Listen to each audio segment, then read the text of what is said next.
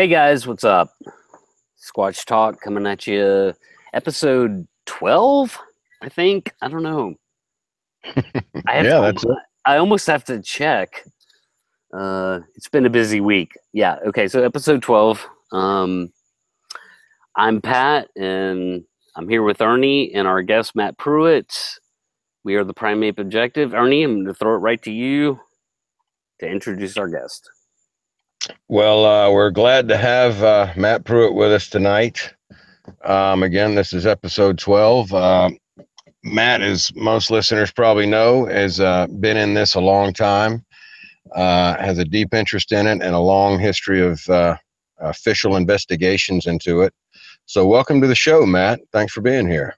Hey, thanks so much for having me. I greatly appreciate it. Absolutely. Well, let's just jump right into it, which is what we normally do. Please just kind of give us in general how you came to be involved in this and kind of, where you're from and stuff and what first sort of piqued your interest. Absolutely. Well, I grew up in Northeast Georgia in the mountains there. And, as a kid was always really interested in a lot of, I guess you could say esoteric topics or things that were, different or unusual, very interesting. As a kid, I was obsessed with dinosaurs and prehistory and those kind of things. So as I got older, I think a lot of those same intellectual pursuits lingered and those interests remained. And where I was from too, most kids were like deer hunters or football players, and that was about it. So my friends and I that were more, I guess intellectually inclined were really fascinated by natural mysteries. And the way it all started for me, truthfully, is I had a friend that I grew up with whose father was a very well-known parapsychologist. He was actually the medical director of a college in Florida, but basically as a kind of a labor of love or as a passion on the side was a parapsychologist. And so he would try to study and document and investigate paranormal phenomenon. He had been on like Unsolved Mysteries and a show called Encounters and 2020 and 48 Hours, all these other TV things. So we were just fascinated with that as kids, that this is, our friend's father. So we got interested in visiting places in the region, around North Georgia that had a history of unusual activity, of, hauntings, I guess you could say. And this was the summer between my junior and senior years in high school. I was 17. And, we would ask people, because just, about everyone I grew up with, their parents were from the county, so everyone we knew had grown up in that area, were very familiar with the history. So we would ask our teachers and our parents and grandparents and friends, aunts and uncles, are there any stories about haunted places? And a lot of the stories that we got referenced this one particular mountain.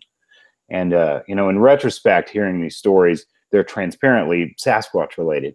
But we would hear these stories about this mountain where people would hear disembodied footsteps following them in the night, or they'd hear screams, these horrible wailing human-like screams when no one was there, or glowing red eyes.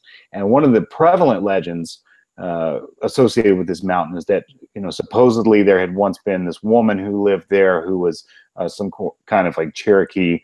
The term that they used was like a witch doctor, basically some kind of like shaman, mystic, etc., and that she could shapeshift into this giant hair-covered animal, and that people would see her in this animal form. So of course we were fascinated with these stories, and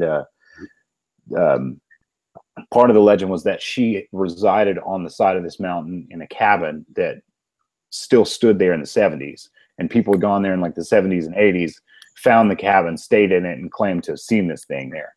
So some friends and I that were interested in all this that summer decided that we were going to go camp at the base of the mountain and go up at night with flashlights and a camcorder and try to find this cabin and hang out in the cabin and just see, what kind of spooky things would happen, because we were just so enamored with all these stories.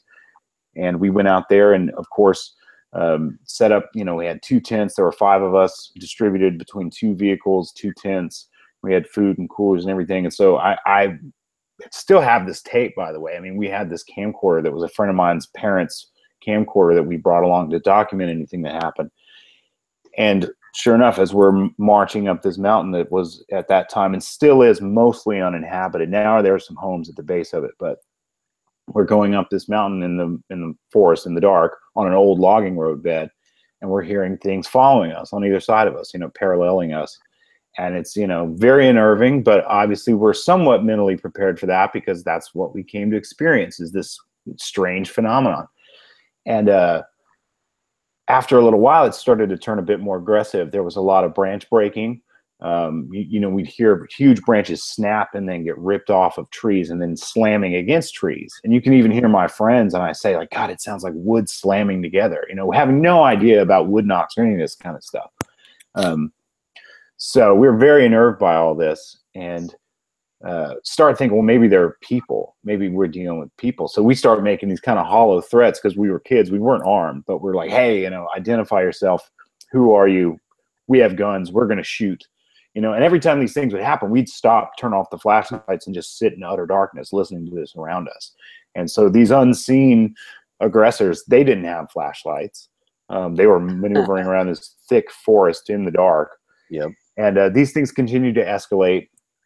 The knocking sounds got louder, the branch breaks, until a point where basically we started hearing these, very aggressive vocalizations, huffs, growls, and a scream, which is, again, on this tape, you can hear all these sounds.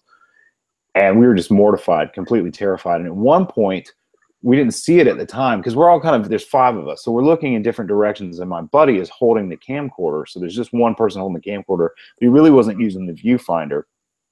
He's just kind of holding it out in front of him. And there was a little dim halogen bulb on the camcorder itself that served as like the illuminator. So he's panning around the woods. I mean, we're surrounded by this dense forest, and this massive tree snaps and crashes right by us, scared us to death. And we continued up just a little bit more, and we heard what sounded very much like muffled voices. And that was kind of the final straw. We ran, we decided, let's get out of here, with a lot of expletives inserted. In fact, when I upload this thing to YouTube eventually, because I just got the tape back, so I've got to digitize it and upload it, but I do plan on doing that. But I'm going to have to bleep a lot of it out. But ran all the way back down to the cars, and we drove to my mom's house, which is about, 4 or 5 miles away, something like that. It's not very far at all. And so we're just terrified, mortified, These things had happened. These things that we'd been told about happened. And we watched the tape, and you can hear all the sounds and all these things. And then in that moment, when we were panning with that halogen illuminator, you see it hit these 2 massive almond-shaped reflective red eyes. And when the light hits those eyes, they dim, they turn away. They don't really dim. You can see them narrow as if like they're squinting, and they turn away. And that's when this tree comes down right there. Like it was reacting to that. And of course we were like, oh my God, wow, what was that? And we went back the next day to get our camp, and ended up going up the mountain. We found the remnants of the old cabin. It really was there. It was basically just a foundation at that point. Didn't think to look for tracks or anything of that nature because, having that experience, we were very confident that it was not other people. And we knew it wasn't bears or deer or any kind of normal North Georgian animal. So I honestly at that time didn't think about it being some other kind of undocumented animal. Went back many, many times. It never happened again. I would go back there by myself at night and walk up that mountain, and it never happened again. Wow. So we kind of were left to believe that, okay, well, strange things do happen and these stories are true. And a couple of years later, I stumbled upon some Bigfoot literature, some Bigfoot information. And honestly, my first thought was like, oh, this is so ridiculous. I can't believe anyone believes in this. Ha, ha, ha. Because I had, grown up, my dad's a doctor, my mom's a nurse, my sister's a pharmacist, my brother's a paramedic, EMT, very kind of, I would say, scientifically minded family, not prone to any kind of, I was probably the only one prone to any strangeness because of my interest in the esoteric topics. But, I didn't give any credence to the idea of this undocumented primate species there. And I started reading reports, especially reports that involved intimidation behaviors at night. And it was exactly what we had experienced. And that was really kind of the first hook. Like, wow, I've experienced what these people are describing myself. And then subsequently found the BFRO's website with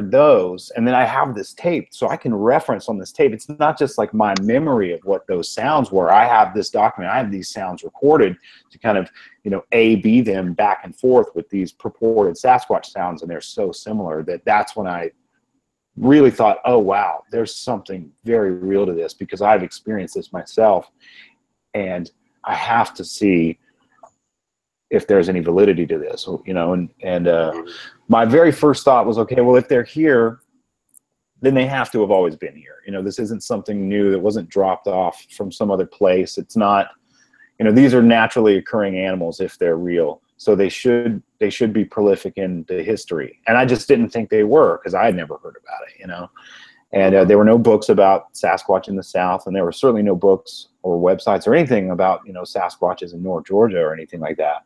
So the first real 2 years of research for me was collecting stories from locals. When I would be fortunate enough to meet witnesses and collect their stories and encounters, people who'd found tracks, etc.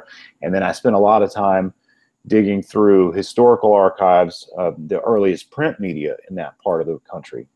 And within the first year, from North Georgia alone, I collected 37 newspaper articles that predated the year 1900 that described people seeing these things. People observing these animals, specifically 8 to 10 feet tall, covered head to toe in dark fur or hair, disproportionately long arms, hurling rocks, exhibiting certain behaviors, making certain kind of sounds. And then obviously to dig a little bit deeper and to read it, and especially James Mooney's works, he was the first real ethnographer to study the Cherokee, which would be the prevalent, the dominant Native American people in that part of the country. To see the references, in their folklore and in their stories and words that they had that described similar animals with similar kinds of behavior, or similar characters that represented these animals. There's an unbroken timeline here that goes back as far as you can look. I mean, even, one of the things, obviously a lot of the older indigenous people's information requires some bit of interpretation, because it was oral history. It's not written. And so it's been handed down and altered. And especially when white ethnographers took their stories, they were kind of anglicizing them and I guess you could say bastardizing them, for lack of a better word. But even in those instances, one of the oldest archaeological sites in the entire southeastern U.S. is in northeast Georgia. It's near Blairsville. It's a place called Track Rock, in a valley called Track Rock Gap. It's 6 tabletop-size soapstone deposits, and on which are carved these petroglyphs that are the representations of different animal tracks and a few different kind of characters, but mostly the visual representation of animal footprints of tracks. And it's so old, it's dated somewhere between 8,000 and 10,000 BC. It's considered to be either very late archaic Indian or very early Cherokee. And in the center stone of that 6-stone archaeological site, there's a human-like footprint carved, and then next to it there's a giant human-like footprint carved next to it. So honestly, when I found that and thought, here's the oldest bit of human history that you can possibly find here, and right there is this glaring clue that if these animals are real, these people knew about it back then too. So that's when I was really hooked, and I knew, I couldn't sleep at night anymore. It's all I thought about, and it's kind of been all I've thought about for about 15 years since then. So yeah. And that carving is amazing for what you just said, Matt. I mean, it is truly amazing. Why is there this human footprint compared to this larger one? Why? Absolutely. And, there's not other mythological animals depicted there. The common interpretation would be the Cherokee believed in giants, and so this represents their mythical giant. Well, many Native American tribes had characters that were obviously, mythological creatures, but they're not as often depicted as these things are. And especially at Track Rock Gap, you don't see the depiction of any other type of, undocumented animal, something else that you could write off and say, oh, this is representative of this mythological figure. So it's very compelling to me. I think it might end up being, an extremely important clue or extremely important piece of history, when these animals are officially discovered and recognized. I understand. I remember when I first became aware of the topic and started studying up and realizing how much there was in North Georgia as far as the history of accounts and, of course, the history of various pieces of evidence like that. I was stunned. I was absolutely stunned because at that time, of course, you were in this a little, far sooner than I was. But again, there was not, up until really recently, there hasn't been a whole lot written or published about this phenomenon in this region, like you were referring to earlier. So it's astounding, really, that particularly when there's evidential clues like that that are not really spoken about even in the Bigfoot world. You don't hear a lot of Bigfooters touting, some of these great archaeological finds, which is unfortunate. Well, again, a lot of those, they require a lot of interpretation, so they're not necessarily, I don't look at them as proof as much as I look at them as clues. Right. So that's probably, I think, a lot of people who are maybe a bit, and I'm pretty reserved. I mean, I'm when it comes to, what I would hold up as evidence or, some kind of potential contribution to the existence of these animals. I'm pretty reserved about a lot of those things, probably much more so than a lot of other researchers who tout, everything under the sun is Bigfoot related. But seeing things like that, obviously, to me, that's a major clue, and that's the way I interpreted it then. And it was just the way I describe it to people, in those first 2 years before I started going out in the field, like from 2002 to 2004, when I was just collecting data, voraciously collecting data. And, I bought every book basically published on the subject up to that point in time. And I read everything voraciously and got my hands on every documentary, et cetera. That point of gathering data was really, I think, for me, a lot about like trying to prove that they weren't real in my own mind.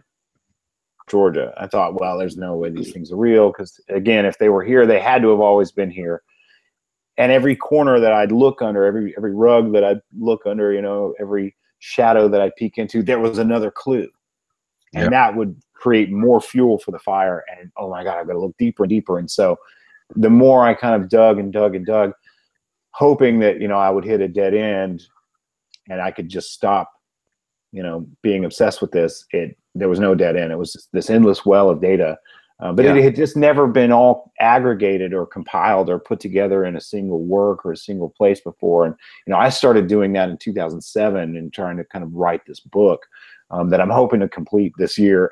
It's been now 10 years. There's definitely long periods of times where I haven't put anything into it and haven't really worked on it. But, it's unfortunate that it had not been aggregated or compiled before, but the information was definitely there. It just needed to be mined, Yeah. I really appreciate what you're saying, because when I became aware of the phenomenon and started studying myself, I thought for sure that I would find something that would shut it all down or explain it to me in some other way. I'd find some other known reasons that would explain this phenomenon, particularly when it came to the Southeast. And just like you just said, every little thing that I looked into, even relatable topics, whether it was primatology or the fossil record, I was amazed. Everything correlated. There was a correlation in every direction that I looked, and everything pointed to there being an actual species. And I couldn't let it go. I had to keep digging. Absolutely. Yeah. It's quite a rabbit hole, isn't it, Matt? Oh, it is. I mean, it's definitely dictated the greater part of my life now, and it's changed my life in many different ways. I mean, I wouldn't have seen nearly as much of the country if I hadn't gotten involved with this. The friends that I have, a lot of the connections. I mean, I met my wife through this pursuit. The greatest thing that's ever happened to me. This incredible person. So it is a rabbit hole, but there's a lot of good to be dug out of that rabbit hole. So Yeah, you're right. It is what you make of it too with any pursuit. I definitely have seen it treat some people not so well. But I think that's true of anything that you find passion about. I mean, I've seen music, I played music professionally. I've seen that tear people apart, and I've seen it build them up too. Yeah. So anything that gives you that kind of joy can also bring you a lot of frustration and a lot of disappointment. So I really think it's just about defining your expectations, what you hope to get out of it, and what if you're looking for some kind of success, really defining about, what is success? What does it look like to me? Yeah. For me, every time I learn something new about this subject, I can feel this kind of physiological reaction that I get. Like when a witness introduces something to me, or you get some kind of glimpse or insight into their behavior or ecology from someone's observation, man, it's like a high.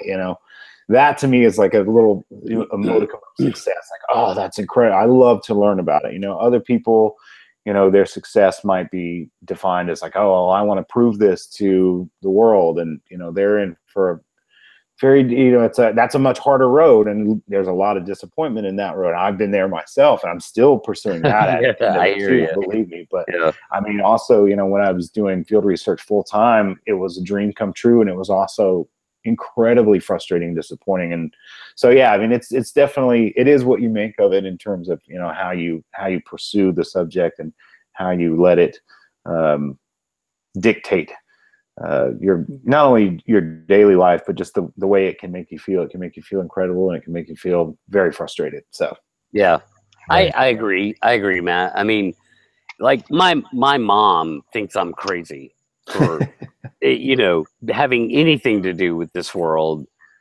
And, she's a professional speech pathologist. So I sent her the Sierra sounds, right? Thinking like, oh, I'm going to get her. Right. Like she's going to hear this and her mind's going to be blown. She was like, whatever. You're crazy. Like, those are people just being stupid.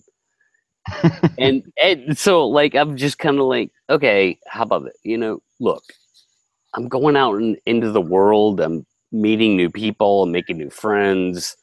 Like, I just kind of learned to approach it with my mother from that angle. Like, I'm going out in the world meeting new friends, making new connections. So it's not a bad thing, right?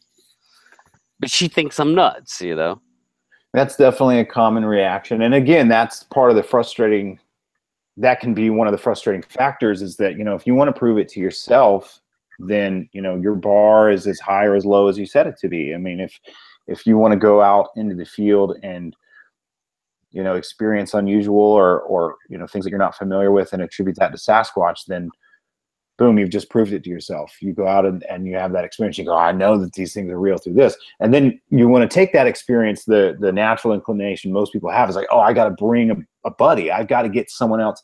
And they experience the same thing. And they're like, that's nothing, man. That's just another animal. And that can be so very frustrating. Because you want that, the same way that you reacted to it, you want to share that reaction so that other people, not only so they can experience it, because in a way it also validates you. So I always tell people, like, if you want to prove it to yourself, is one thing. You want to prove it to your friends, it's an entirely different thing. And then if you want to prove it to the world, in terms of, scientific, academic, governmental institutions, then, man, you're in for a specimen hard road, Specimen on that one, buddy. Absolutely. Yeah. I agree 100%.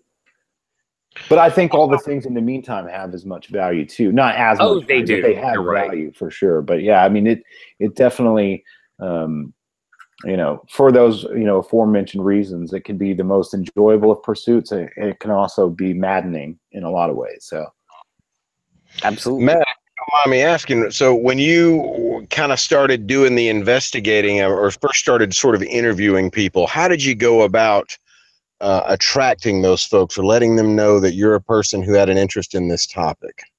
So the word gets out pretty quickly, in a small community, and where I grew up was definitely a small community. And so when I was really pursuing it very heavily in terms of pursuing that information, I mean, again, my dad being the local doctor and such as, I grew up mostly in the Helen, Cleveland area. And my dad was a doctor to practice there for a very long time, and then opened his own practice and such as. But so, of course, he still had a huge, patient base in White County and Union County, and patients would come from all over North Georgia. So even he knew, well, hey, this is a person you should ask. Here's a guy. He would connect me to people who were, lifelong hunters or outdoorsmen or people who worked for the Forest Service or, in various capacities, spent a lot of time in the right areas. So I'd get a lot of stories that way. Stories for a lot of stories I got from my peers or from my peers' parents or people that they knew. Stories would come in that way. So it's really just kind of trying to collect that information and in a way that's not goofy or silly. So I kind of tried to establish really early on that, like, no, I take this very seriously. So I'm not looking for silly stories to tell around a campfire. Like, I will listen to this person and with a discerning and caring ear. And, anonymity will always be paramount in confidentiality. So I think you kind of have to make yourself into a lightning rod of information, and then that information finds you. Because, again, even before I joined the BFRO. I mean, this was years before I joined the BFRO and was getting those kind of reports. Most of that stuff has never been published anywhere. A lot of those things were things that were just told to me in confidence, and those people, I would always ask them, even to this day when I interview people, I'll say, hey, did you ever have, the inclination to tell local media or your local law enforcement or, Bigfoot research group? And most of the time, 99% of the time, they say, no, I didn't want to tell anyone. I told you because you're a friend of so-and-so, or I told you because you grow up here, or I told you because, some emotional reason, not always an intellectual reason. It wasn't like, oh, I told you because you're very studious and credible. It wasn't that. It was more of an emotional trust that had been established, more so than just, some kind of like credentials. I don't have a PhD. I don't have a degree or any of that kind of thing. So they weren't coming to me for that reason. They were coming to me because they felt there was a degree of trust there. And I think also, too, I always approached it, once I realized that what we encountered that night in 1999 were animals, I always treated it that way. These are animals. This is a species of animal that's, as yet unrecognized, but only unrecognized by scientific, governmental, and academic institutions. They've definitely been recognized by people for a very long time.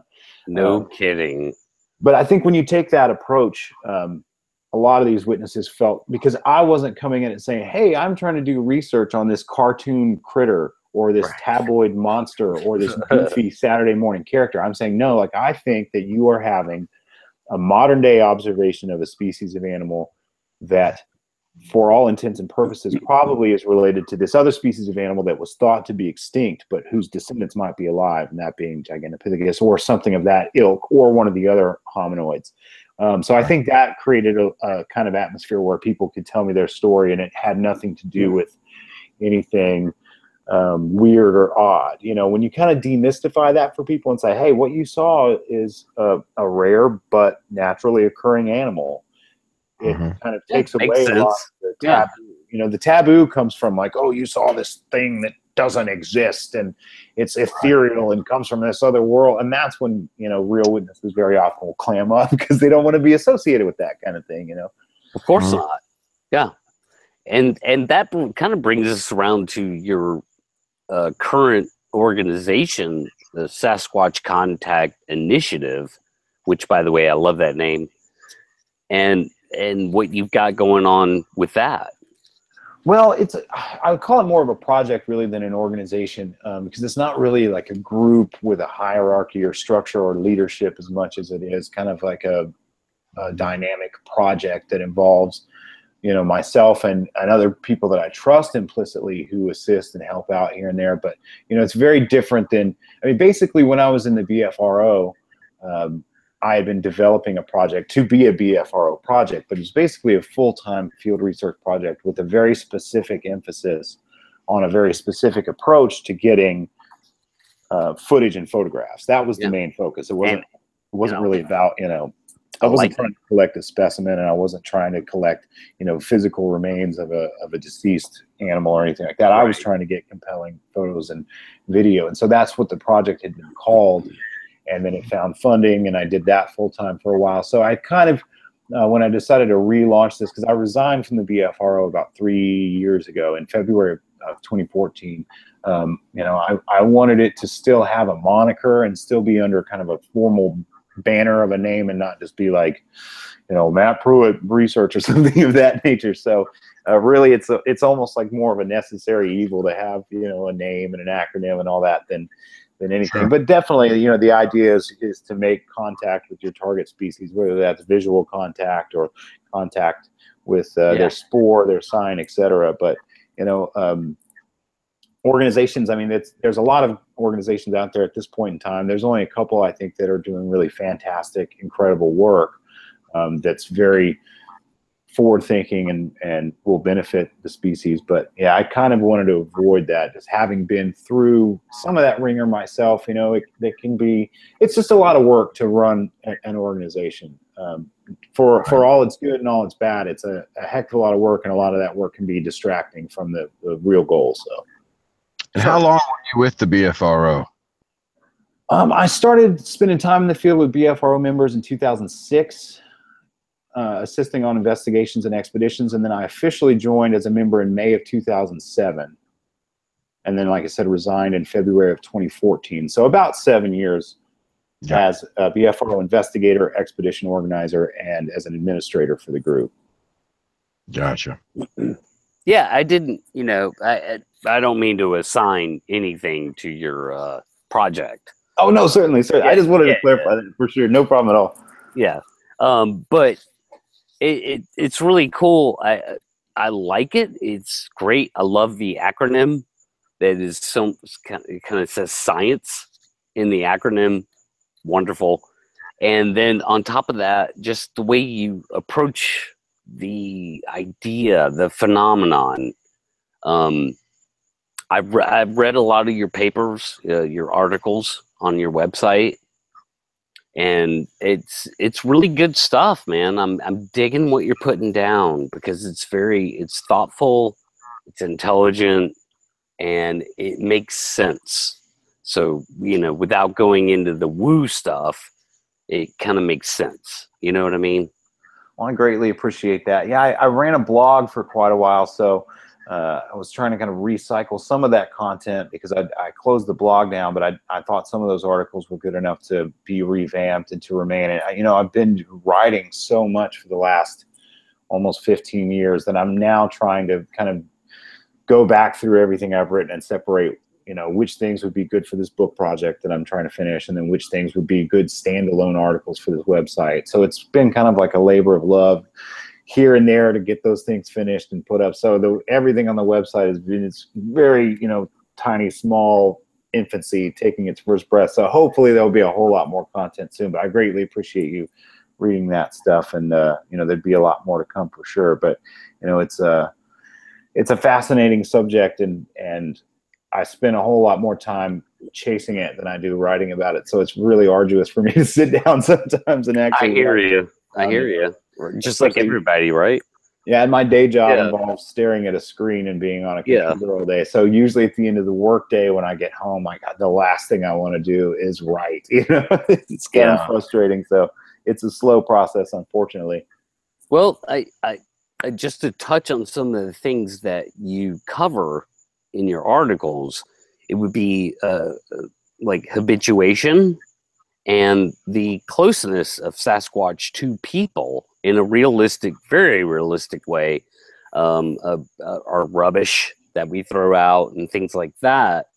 And it almost seems to me, Matt, that there's way more Sasquatch closer to us than there are in remote areas.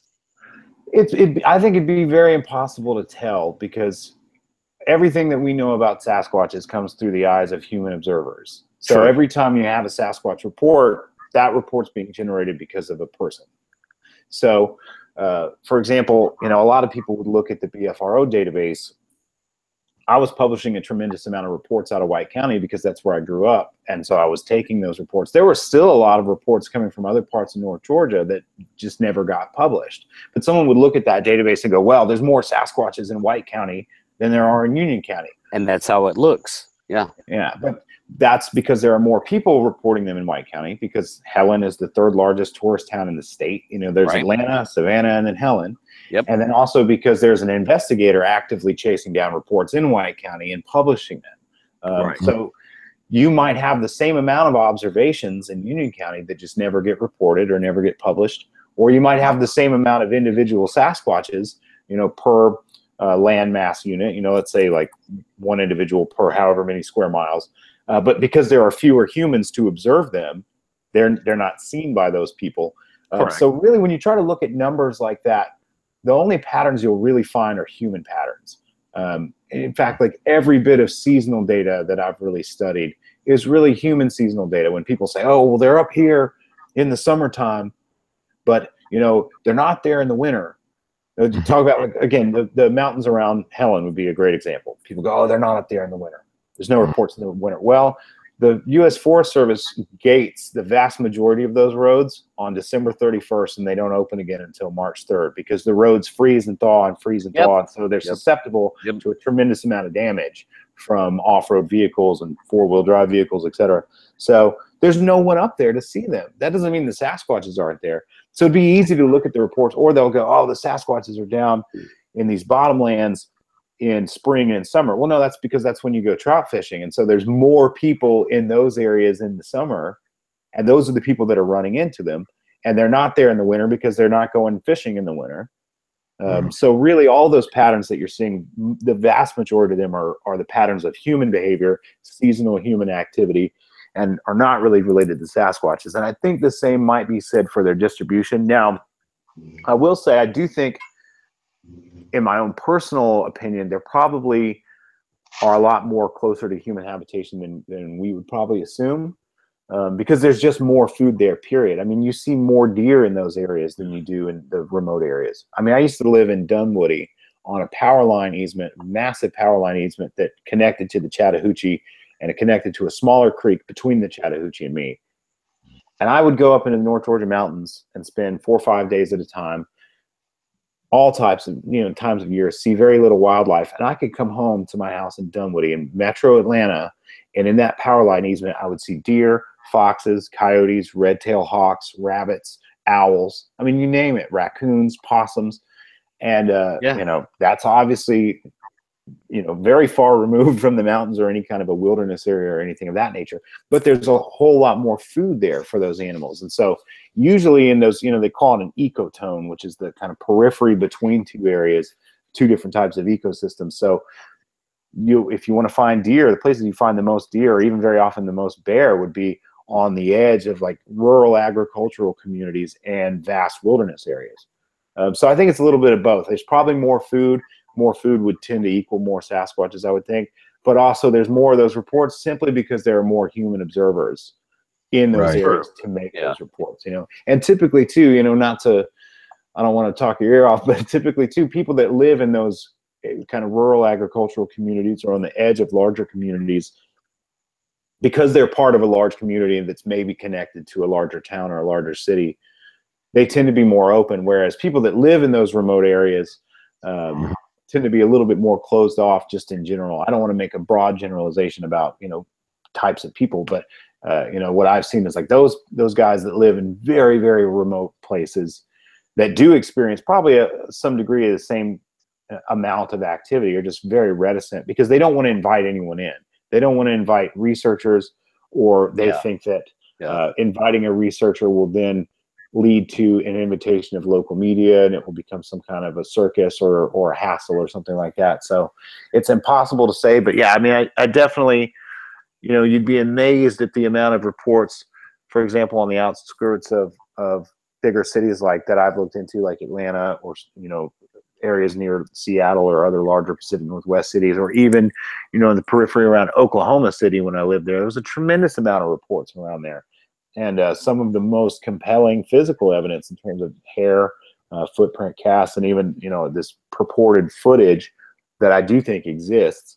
I've never seen it. Only a handful of people have seen it. There was a piece of video obtained from a casino near Oklahoma City that a lot of people got to see. And, that's very, very close to this major metropolitan area. So they definitely, I think, do occur on the outskirts of those places. They don't have Google Earth. They don't have a bird's eye view. They don't know how close they are to a city. If you're in dense, dark woods with a lot of food and running water, as long as you're not seeing a lot of light pollution or hearing a tremendous amount of road noise, like you probably have no idea how close you were to some of these cities, you know? Right. That's true. That's been my general take on hearing people say that about, well, they're a lot closer to us than we think. Well, yeah, the ones that get close to us are, of course, but that simply means that they got close enough to people who saw them and who reported them. And those individuals too would probably be the most difficult ones to document. You know, Sasquatches that live on the edge, habitually live on the edge of rural societies, because they would have had so many observations of people that they would have easily patterned people and figured out just how to avoid them. You know, people are extremely predictable. Right. And so that's I think where a lot of this, the concept of habituation comes from when people talk about habituation cases, because I've worked pretty heavily on a lot of different quote unquote habituation cases, and have been fortunate enough to learn from some of the people involved with some of the biggest, more kind of documented or written about cases.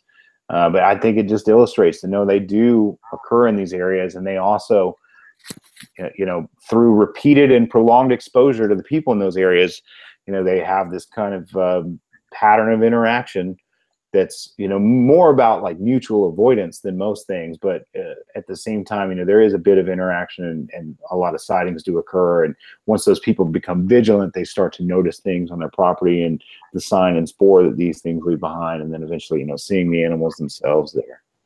Yeah. I loved your analogy in your article about, what was it? The feds versus the fugitive. Absolutely. Well, that was something that had really happened. I kind of wrote that in an email to a good friend of mine, and then kind of tried to adapt it for a bigger article about habituation. But yeah, there was a series of tracks that were basically, it started with one track that was found on a rural property outside of Athens, very close to Athens. That these people, there's a guy, very sweet guy, really good researcher, has been doing it for a long time, a guy named Wayne Ford out of Athens, who wrote a number of different articles about Sasquatches in Georgia for the Athens Banner Herald, a newspaper there. And these people lived in this rural farm area and had heard strange sounds, but never really attributed it to anything. And then eventually started seeing some odd things, but found this track. They lived, again, very rural, agricultural, wooded, thick bands of woods and green belts and waterways, fragmented with this kind of patchwork of small farms, small pastures and things like that. And this thing had crossed this property, and there was this one single, kind of 2-track dirt road on the property that led to and from the main house, which was a trailer, and it walked near there. And so one of its footfalls happened in that dirt on that 2-track and left this track. So they took pictures of it and sent it to Wayne Ford. Wayne called a group of guys, and these guys documented that track. And these guys were trained trackers as well. Those were the guys that kind of got me into the art of tracking and the science of tracking as well. And I ended up getting a certificate in tracking from the Joel Harden Professional School, or Joel Harden School of Professional Trackers, through that. But they documented everything, found this amazing track line, but they were geared up with backpacks and vehicles, lights, red headlamps, the whole deal, scouring the woods, looking for everything, and all the activities stopped. Yeah. And then the normal conclusion, and I've seen this happen many, many times around the country with investigators, and I've been guilty of it too. We show up and we do our quote unquote Bigfoot researcher thing, and we don't find anything and we don't hear anything. And so we think, these people are full of it. There's nothing here. And then we leave. And then as soon as we're gone, the people start calling it, hey, they're back. They're back. The things are back on the property. We come back, rinse, wash, repeat, same thing. So I started to realize, like, that's, I think, a big part of what it is just, if these things are as sentient, as intelligent as we think they are or could be, I give them the level of intelligence that I would give to, like a primitive human or aboriginal human, pre-European contact indigenous people, which is pretty damn smart, I think that they easily, if you lived in one of these areas, like on this farm in particular, let's use that as an example, it's a very small family, very routine. They fed their animals at the same time of day every day. They checked the mail at the same time of day every day. They had 2 vehicles. The husband had one, the wife had one. They wore almost basically the same thing every day. Husband in his overalls, and wife and her thing. It's just very easy to pattern. So if you were an observant, sentient thing that lived in that environment, that was living off of that environment, not only are you exploiting the natural bounty, like wild edibles, wild animals like deer, et cetera, but you're probably exploiting a little bit of what the humans have too, whether that's food waste or compost or, crop, garden, livestock occasionally, et cetera. It's very easy to pattern that.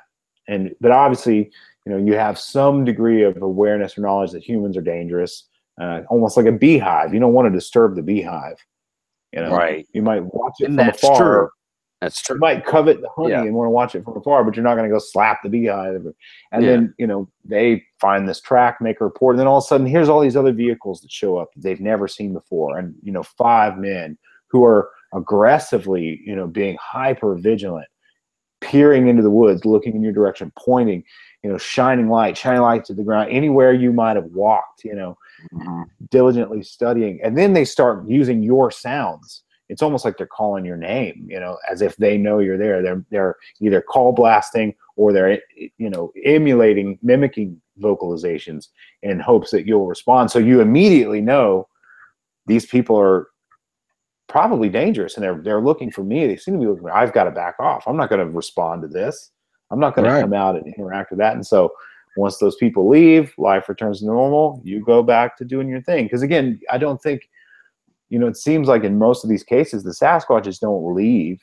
They might modify their behavior, but I think they're so intimately familiar with their environment and their particular range or their territory or territories that fall within their range. They can't afford to leave that. They'd have to insert themselves in an entirely new area that they were completely unfamiliar with. They'd have to cross a hell of a lot of roads to get there. Right. Yeah. They'd have to find the fresh water sources all over again and figure out where all the points of ingress and egress are, all these different things. So they just back off for a few days because they need this area. And when the bad guys leave, they go about their business. And so then the property owners call the researchers. They're back. Get over here. And the cycle repeats itself, But do you ever think they'd come back from that scenario pissed off? No, being pissed off is a human trait. Although I do think these things have human-like intelligence, I don't think they have egos. I don't think they feel insulted or denigrated or put down. A lot of those things that people attribute to them are just human emotions. Like bears don't. Bears might react out of fear, or the bears might react out of being territorial. But a bear's not like pissed off or put out. A bear's not like, oh, you really hurt my feelings that you did this. It's not personal. Exactly. Yeah. So I wouldn't think that these things would be either. I think they might modify their behavior in such a way that now they're going to be much more vigilant about certain things, or they modify their behavior in a way to know that. I mean, I honestly think, when you use their sounds to get responses, the second that they observe you doing that, you've blown it, because then that animal is aware that humans use their sounds. And they know immediately that the humans are, quote, on to them, so to speak, or have some specific knowledge and or at least suspicion of them. And they have to be cognitive of that, recognizing that. Absolutely. So I do think that plays a huge factor. But what it really seems like, a lot of the times when I've experienced aggression myself, or especially dealing with habituators, which again, those words get thrown about and bastardized so much, in today's online community, to read about long-term witnesses or habituators has become unfortunately, very politicized. And for a while, I didn't even want to use those terms myself. But I thought, just because other people misunderstand that, other people misuse it, that's their problem. That's not my problem. So I still use those terms, but I use them in the textbook sense. Habituation, again, is repeated, prolonged exposure to a stimulus. So a bear that lives in Great Smoky Mountains National Park is very habituated to humans because they're exposed to them frequently and for long periods of time. And those humans, by and large, are then the habituators for, frequenting that area and repeating the same kind of behaviors and processes, et cetera. So that's what I'm referring to when I'm talking about habituators. I'm not talking about somebody who's, claiming to have any kind of like telepathic mental contact or anything like that. Just people who live in these areas that the Sasquatches also inhabit, and over time they are some kind of mutual awareness of each other. mutual exposure to each other. Usually when those people experience aggression, it's directly related to food, and it's usually the removal of a food source that was once abundant or constant or consistent. Now, a lot of people, I've dug into so many cases like that, and it's always food related. People will turn around and go, oh, well, the Sasquatches were mad because you called the Bigfoot researchers and, they're having their revenge. And, I honestly don't think that's the case. I think that these are, animals that have to survive just like we would if we were living in those same conditions and same environments. And so, you don't really have time to have an ego when you're probably desperate for calories every second of the day, every day, Right. However, unlike a bear, if we're talking about a hominid species that's, on par with the intelligence that we extrapolate that early non-human or non-modern human hominids had, again, it may not be, ego is probably not the right word, but I can see how something that's considerably more intelligent than a bear, again, maybe anger is not the right word, but I can see how, I've heard lots and lots of stories and read a lot of accounts about, the aggression, the more aggressive nature. And again, it usually seems to be food related or maybe territorial. But again, usually kind of a bluff or a warning is typically, the category I'd put most of those actions in. And it's, I don't know, it's fascinating, obviously. And what I've said before is that, you've got to remember that if these things exist, then obviously they have to be far more intelligent than, than the animals that we're used to talking about. But it doesn't necessarily mean when we have a tendency to put human emotions or try to attribute. I'm not sure what the word is. I can't remember what it is. But people try to put, anthropomorphize, but also thinking, oh, the cat looked this way, and they describe a human emotion, and that sort of thing. A Sasquatch, a species that has some pretty impressive intelligence, doesn't necessarily mean it's going to be the same combination of things that humans have. It doesn't have to mean that they have the exact same type of cognitivity, that humans have. It could be intelligence that evolved differently, and they can have lots of abilities of deducing this or that or the other, but it doesn't mean that it's going to be the same type of intelligence that humans have. And I think people have a hard time keeping an open mind about that. When you say they're highly intelligent, if they're highly intelligent, again, they begin to anthropomorphize the species and attribute their own, human thoughts and emotions and practices onto them. And that doesn't necessarily have to be the case. No, you're exactly right with that, because, human intelligence manifested in a completely different environment than Sasquatch intelligence, purportedly would have. Humans, when we started to band together in large communities, agricultural communities, when we were hunter-gatherers, probably living similar lifestyles to Sasquatches, we're very small groups of people because the environment supports small groups much better, 3 to 5 individuals, etc. Then, we kind of figured out agriculture and husbandry and started to congregate in these larger river valley communities. And so as those communities grew in size, and you had these kind of tribal cultures where you have dozens and dozens or hundreds, or, in certain cases, obviously, as humanity grew, thousands of people living together communally, intelligence started to manifest your intelligence as an individual in a large group. Obviously, you have people who become artists or poets or musicians or architects or build tools, etc. So it manifests in different ways. But if you still retain that lifestyle of living in very, very small groups with very limited contact and limited social interactions, but had the same brain power and brain capacity, it would manifest in different ways, because they're not, they're not building buildings, and they're not writing sonnets or writing symphonies and things like that.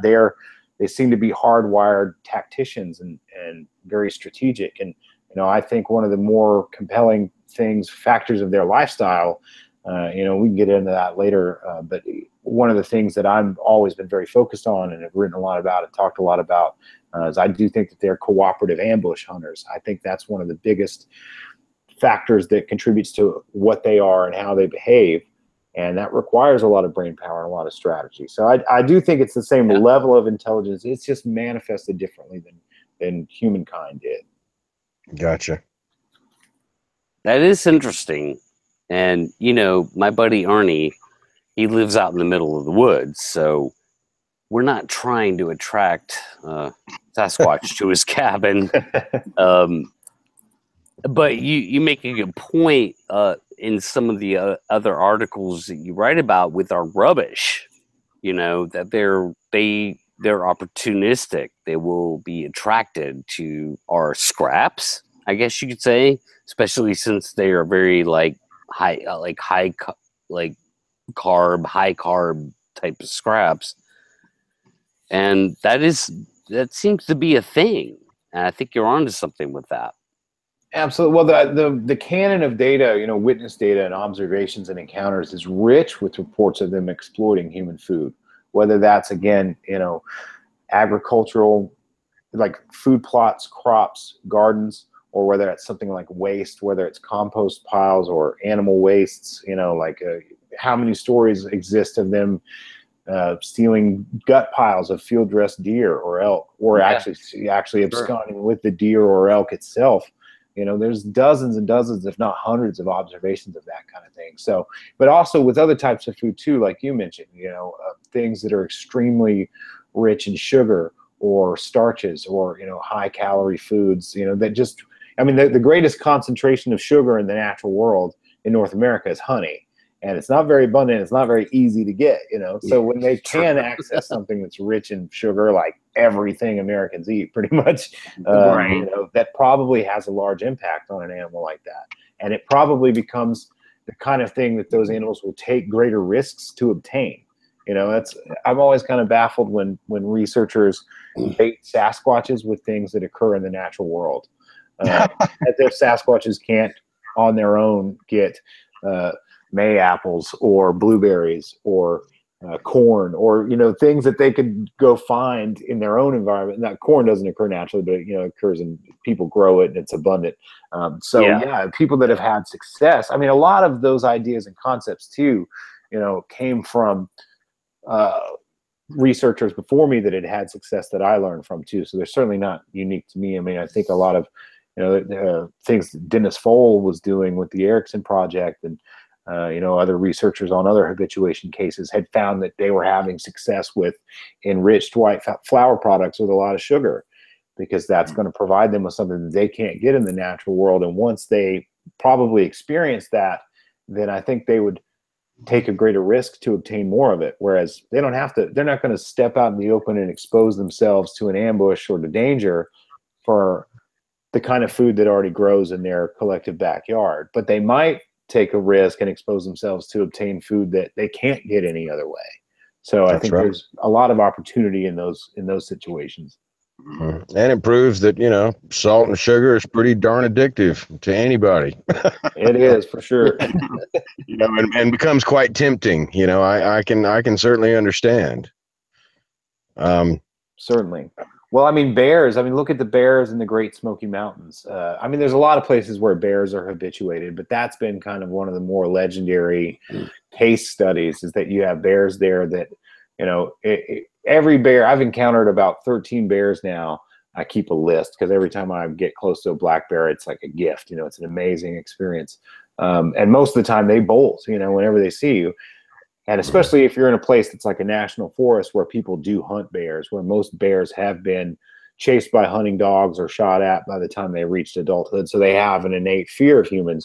You go in the Smokies and they don't have that fear at all. They take great risks and they expose themselves. And, you know, there's a famous story of one particular bear. You can read about it in, there's a few natural history books about the natural history of the Smoky Mountains National Park. There's one particular bear that was captured as a cub in a dumpster and became, you know, was tagged. And so it was readily identifiable by its tag as a unique individual. And this bear would raid these dumpsters in Cades Cove, and they removed it, you know, 50 miles away and it showed back up, and then they removed it something like 100+ miles away and it came back. And at one point they removed it from there to Shenandoah, all the way up in Virginia, and it made its way all the way back to the dumpsters in Cades Cove. Wow, man. So, and again, we're talking about a bear, an animal that can basically eat anything that will fit into its mouth. And in the Appalachians, in an environment where there's no shortage of food, but yet it was so reliant and so basically addicted to human food waste that it would go to great lengths to obtain it. So I think the same rules to some degree could or would apply to Sasquatches. All right. Right. So you're basically saying that Ernie is screwed if the Sasquatch ever figures out there's a food source there. Was cultivating food that was readily accessible. No. And again, I've seen this many, many times, and I can't tell you. And most of the time, it's the food that seems to be the most exploited is sweet feed, like sugar-enriched livestock pebble or pellets, sugar-enriched livestock food. I cannot tell you how many, dozens of cases that I've looked into where that was the compelling factor. In fact, there was a guy a couple of years ago in a rural area of Arkansas who contacted me and was having a lot of aggression at his home, slapping on the side of the house, beating on the house, throwing rocks at the house, screaming. He and his family were mortified. And, long story short, I said, well, certainly, there's got to be some kind of food source that you're cultivating or providing outside. He said, no, there's nothing like that. There's nothing, blah, blah, blah. So we go through the whole thing. And then he mentions this barn on the property. And I was like, well, what's in the barn? He's like, well, we used to have these cows and keep cows and then goats in there. And I was like, well, did you have sweet feed in there? And he's like, oh, yeah, I used to get bags of sweet feed in town, 3 or 4 50-pound bags at a time. And he said, but I stopped feeding them that because the damn neighbors there was some neighbor guy stealing them. He's like, I came in the morning, they'd be gone. The neighbor guy, right? Yeah. So he said, I stopped buying it. And I was like, how quickly after you stopped buying this stuff did the aggression at the home start? And he was like, oh, it was within a week.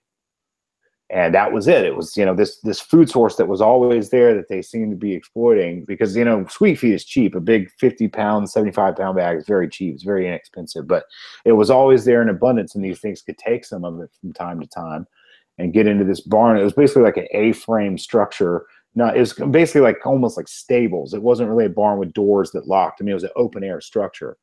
So these things were apparently getting in there, among other things. And so they had become accustomed to exploiting that food source, and when it was gone, and I'd explain to him, walk me through this, and he was like, well, I'd bring home the pickup truck full of sweet feed, and he had like one of those, not a golf cart, but almost like a mule or a rhino, I'm talking about, that little ATV type. It's a farm utility vehicle. Correct. Yeah. Bring the truck home, park it in the driveway, take the feed bags, put them in the mule, drive the mule down to the barn, drive back to the house, and go inside. And I'm like, oh, so they can see that where this food is coming from is basically from the house.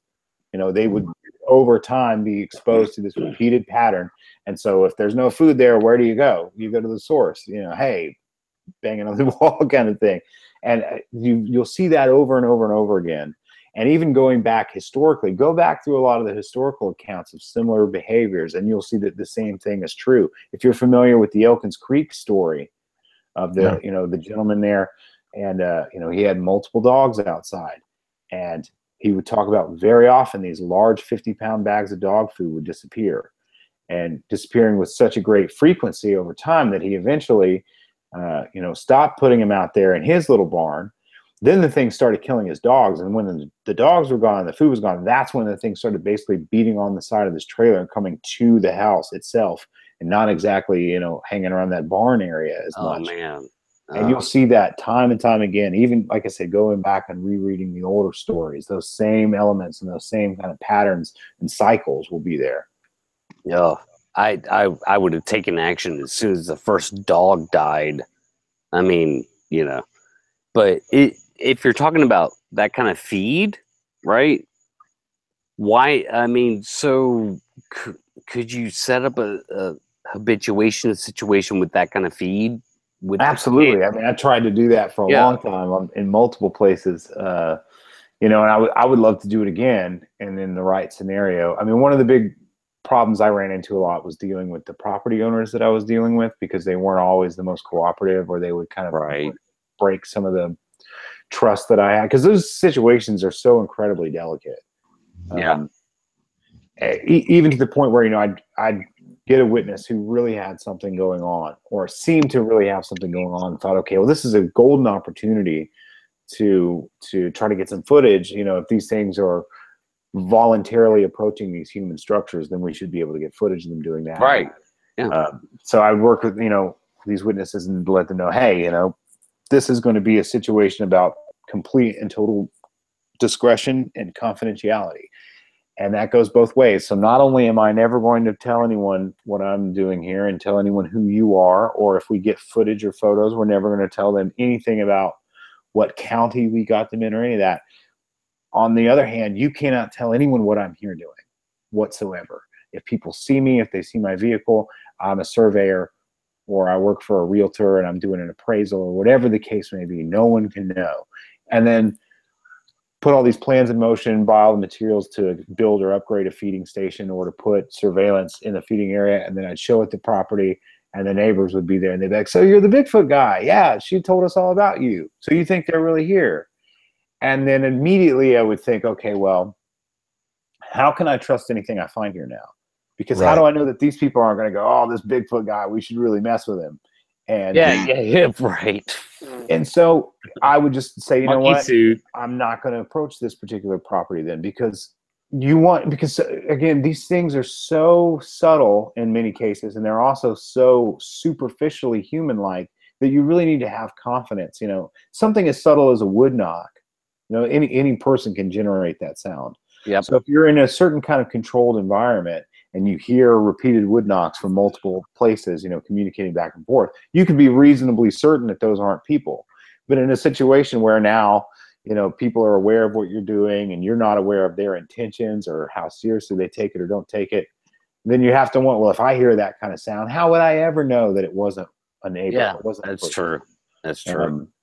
So if you're hoping to get evidence, you've got to make sure that the controls of your experiment remain in place to maintain the integrity of what you're trying to do. And once you begin to broadcast, or someone else broadcasts what you're doing, you leave yourself open for, you know, potential hoaxing or intentional or unintentional, you know, interference. Absolutely. And those are the kind of cases too, they have to unfold on those rural properties. You couldn't just go into a national forest and try to replicate that, because it's something foreign. It hasn't already been established. And also, I mean, you can't really bait animals on federal land anyway, so that wouldn't be a good idea for anybody to try anyway. But just in the general sense, like, it would work much better in a place where all the groundwork has already been laid and the habituation has already been established, just by the nature of how people have been utilizing the property for so many years. You just kind of want to slip seamlessly into that pattern. Exactly, dude. And, exactly. And how do you do that?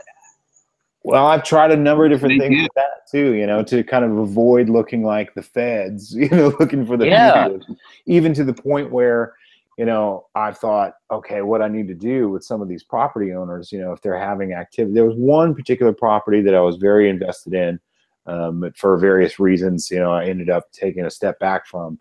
But, you know, it was a person that lived by themselves.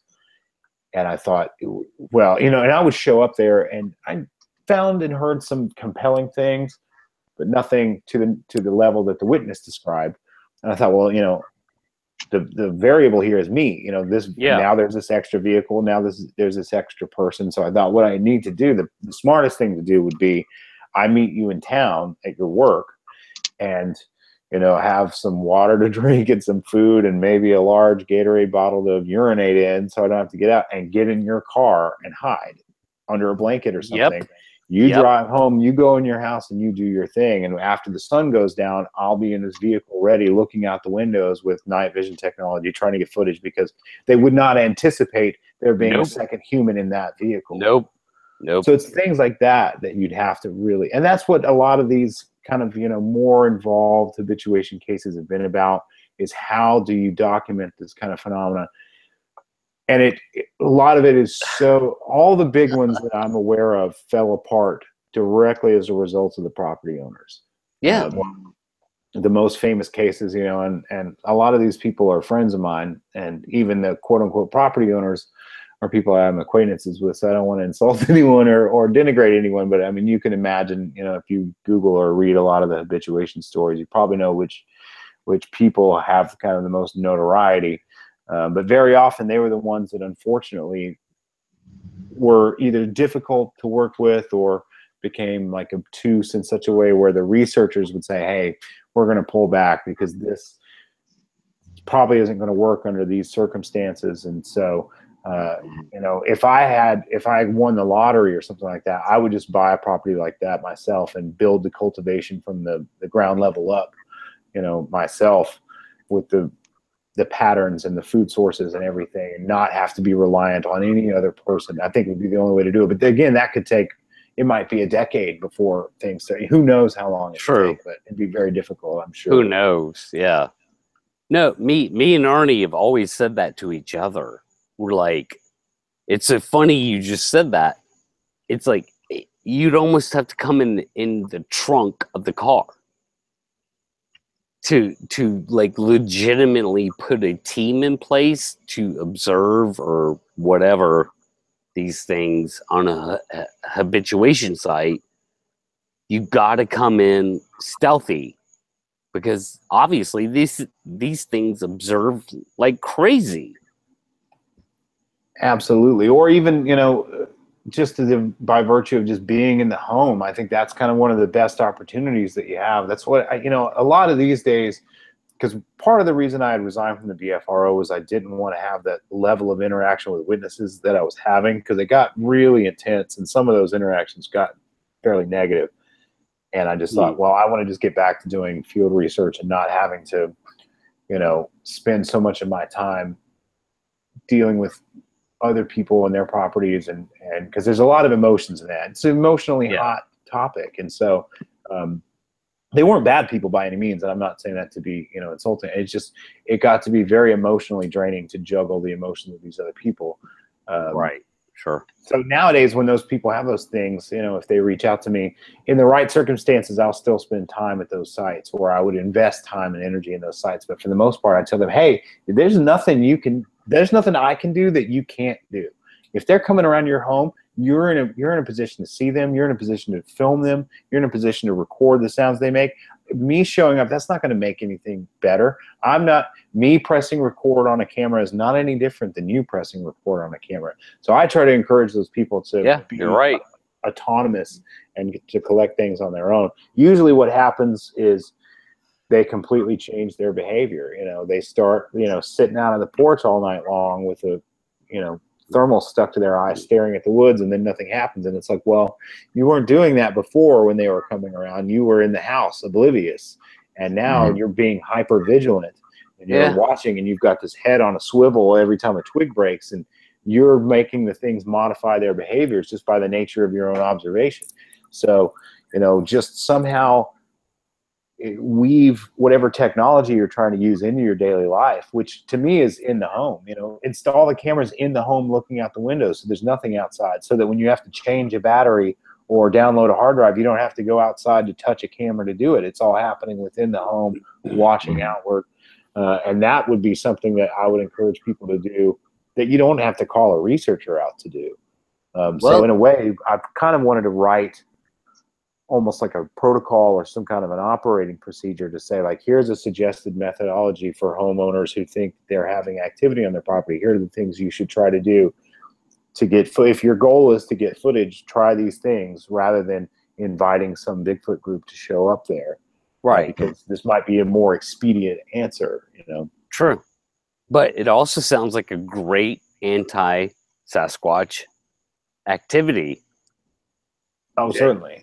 Yeah, it, like, if you want to keep them away, what better way than to be proactive towards them outside of your normal habits, which kind of like where you're coming from with the normal habits. Break that rule and be proactive towards them, and they'll keep their distance. It's what it seems like. Certainly. I mean, again, if there was a group of fugitives, you know, living off the land, Yep, observing, ever vigilant, always watching, and then all of a sudden, you know, let's say the fugitive ringleader's name is Jeff, and then all of a sudden these guys show up pointing devices in the woods and, you know, cupping their hands over their mouths and going, Jeff, you think they're going to respond and go, yeah, Jeff's over here? No, they're not going to do that. You know, it totally changes the nature of the way that they interact in that environment, and the way that they behave. Their nightly or daily circuits or routine will be completely interrupted. And I think that kind of harkens back to why, you know, it's been so difficult to, and that's just one type of scenario. There's other, you know, approaches that you could have to documenting Sasquatches. You know, this would be, I would say, all restricted to this idea of repeated visitations at rural homesteads or habituations. Yeah. But yeah, very often just the very approach of researchers or the reactions of witnesses in general tends to be the very thing that dissuades any further activity from occurring, you know. And then it leads to this phenomenon where these people are having real activity, and researchers show up, and it interrupts that. And then the researchers turn around and say, well, this person's obviously lying. This person's obviously crazy. There's nothing here. Mm-hmm. And that witness is damaged. And that witness reaches out to other people in the Bigfoot community or other groups, and they're like, "Oh no, we already heard about you. You're not, you know, you're not to be dealt with." And so, unfortunately, a lot of opportunities are lost that way. I agree. Well, back to this book idea, man. I would really that would be fantastic. The information that you've compiled over so many years, particularly in this area. It'd be fascinating to have a more comprehensive, you know, something published that's a more comprehensive view of the phenomenon around here. And when you and I spoke the other night, you had mentioned, you know, a lot of the early reports when you first started seeking out folks who had some encounters to share. Would those kind of reports and stories be included in this book? Absolutely. All the historical accounts, I think, are very important to include.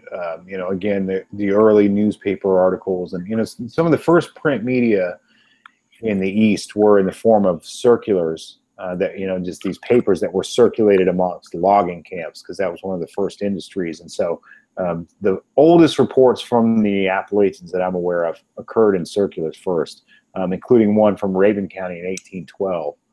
So very, very old.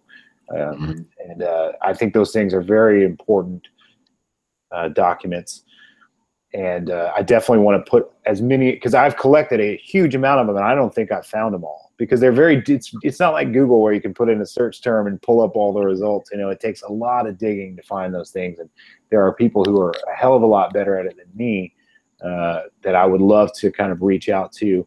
I don't know if you guys are familiar with, for example, like Mark Marcel in Oregon, and the research he's been doing into the Ape Canyon event, and the Devil of the Sixes and all that kind of stuff.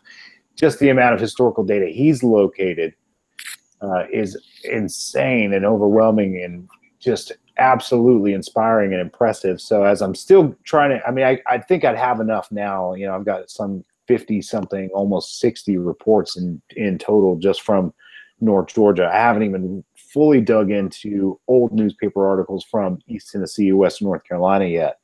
But I'd love to learn from Mark about, like, you know, different methods of finding a lot of that old data. But again, I think that stuff is so important. You know, these observations that existed before there was a colloquial term, you know, before Sasquatch was coined and before Bigfoot was coined.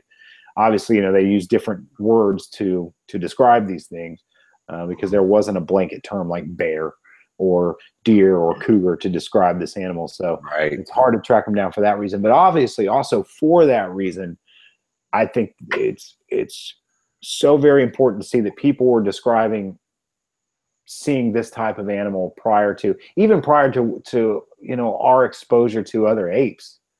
You know, a lot of these people, you know, we didn't know enough about the other apes, and that information wasn't circulated in such a way that, you know, these people living in forging out a life in rural Appalachia in the 1800s certainly weren't, you know, up to speed on what Western science knew about gorillas, chimpanzees, and orangutans. In fact, mountain gorillas hadn't even been formally recognized at that point. We were aware of lowland gorillas, but not even mountain gorillas had been recognized yet. So the fact that people are describing these things at that early a time, I think is very compelling. There's always this argument.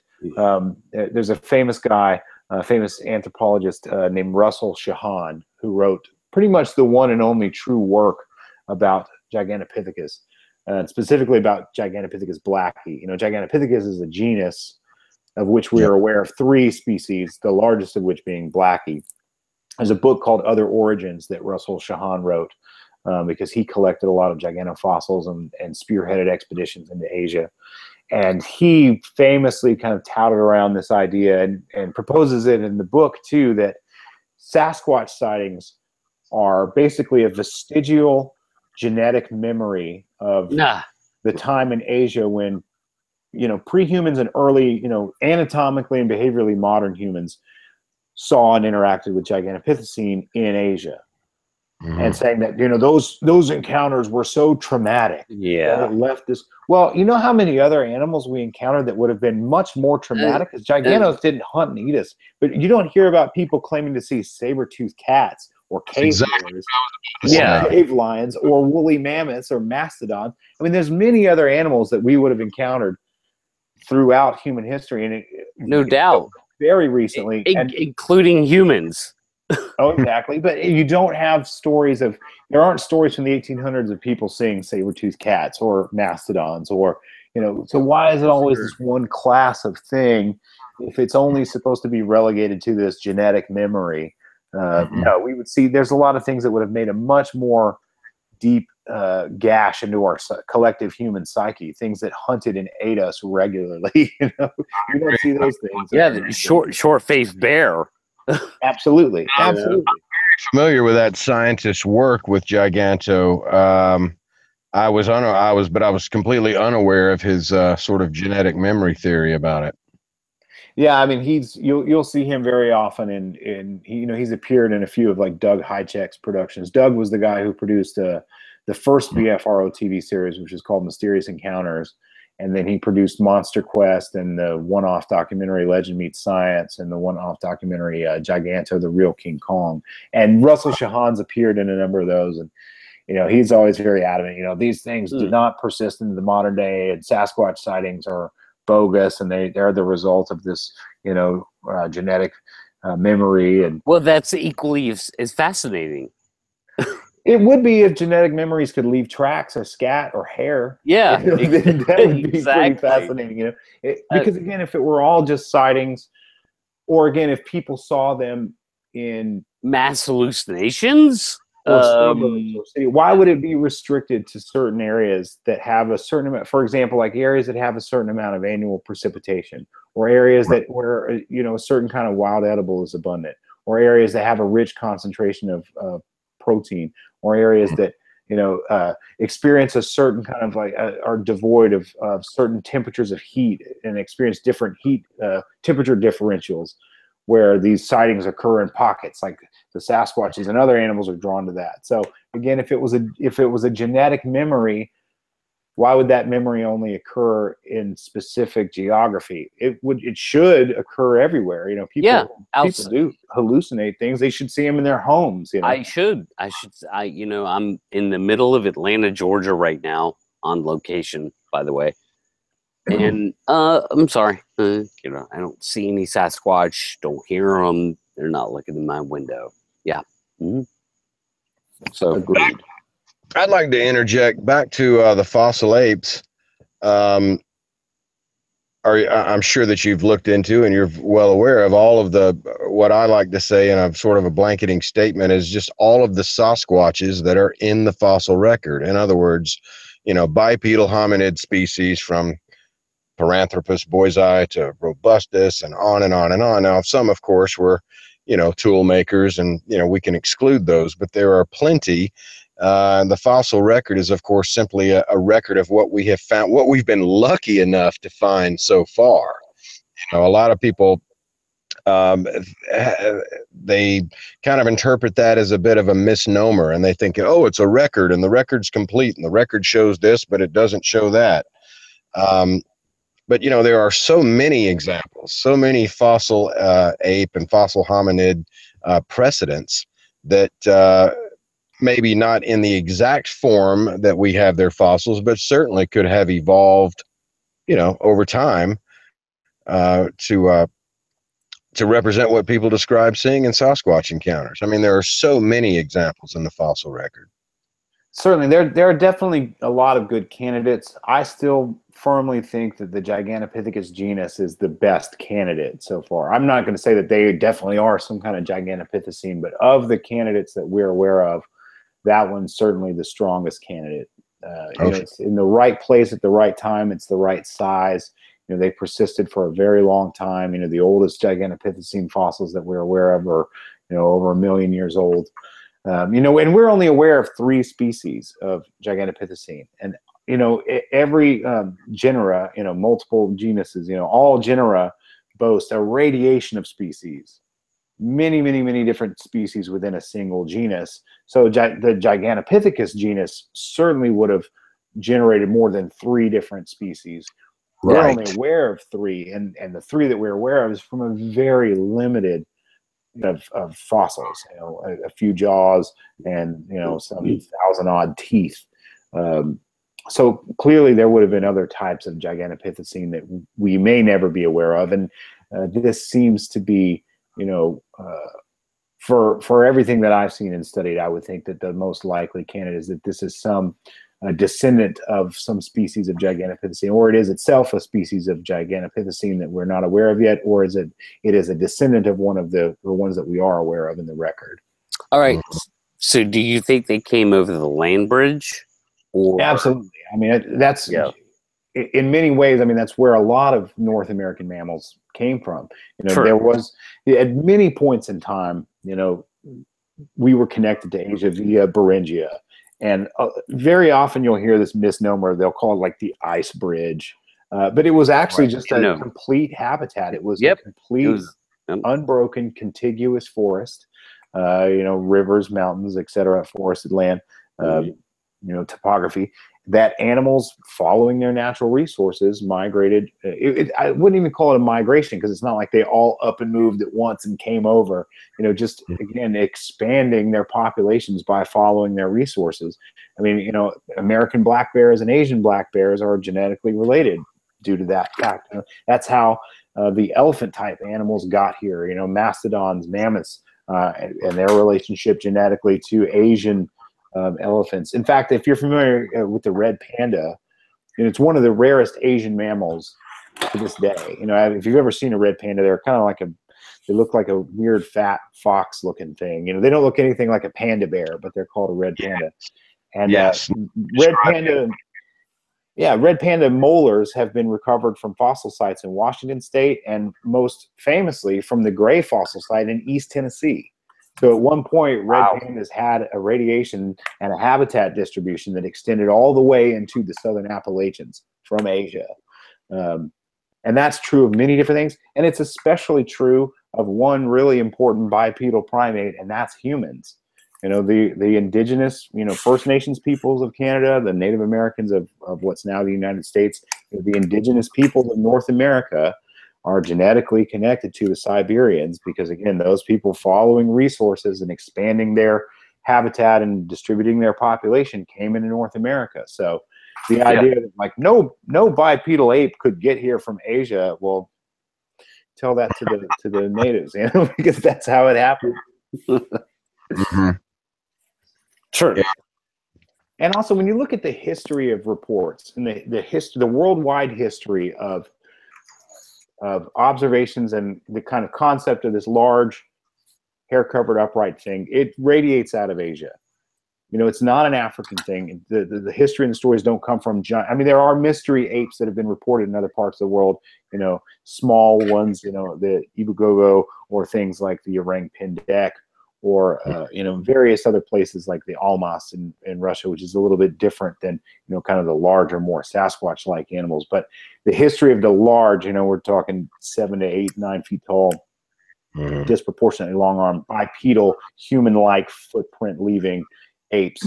Those radiate out of central China and that part of Asia, India, on up through Siberia and various places into North America. So it seems to be almost like pan-Pacific the way it comes around there versus, you know, it doesn't radiate out of Asia, those kind of stories. And there's not, you know, a long history of sightings of things like that in Europe.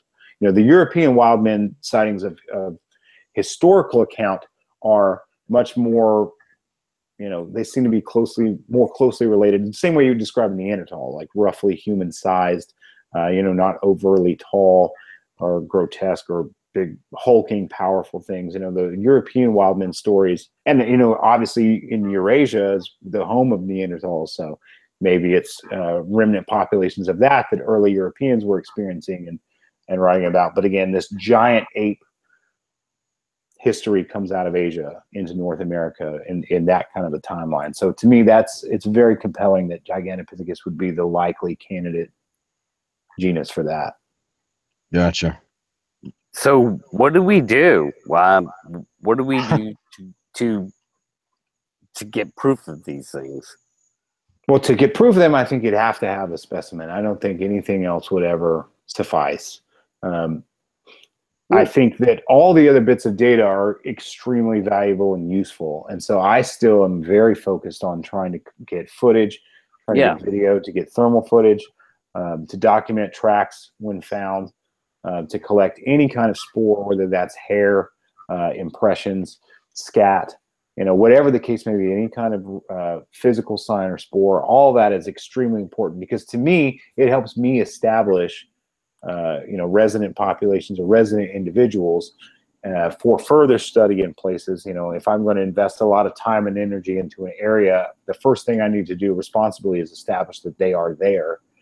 And especially if you want to get the assistance of other people, be it, you know, academic institutions or, you know, private, you know, whether it's sponsors or just people donating gear, equipment, property, whatever the case may be, the first thing you have to do is, you know, verify that the things are there.